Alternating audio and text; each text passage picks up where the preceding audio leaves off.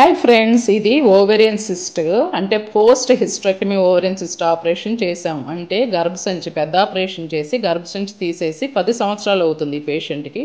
ఇప్పుడు ఈ ovarian cyst develop అయింది.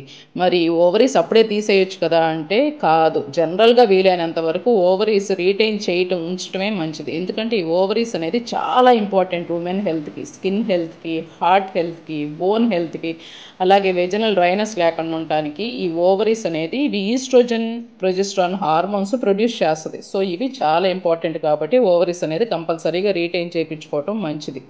ఏజ్ బిలో 40-45లో ఉండి మనకి ఓవరీస్కి ఏమి ఇబ్బంది ఏమి లేకుండా ఉంటే ఓన్లీ గర్భసించి ఆపరేషన్ వరకు ప్లాన్ చేసుకోవచ్చు. మరి ఇలా సిస్ట్లు వస్తాయి కదా అంటే ఇవి 100 మెంబర్స్లో హార్డ్లీ 5-10% వాళ్ళకి సిస్ట్లు వచ్చే అవకాశం ఉంటుంది.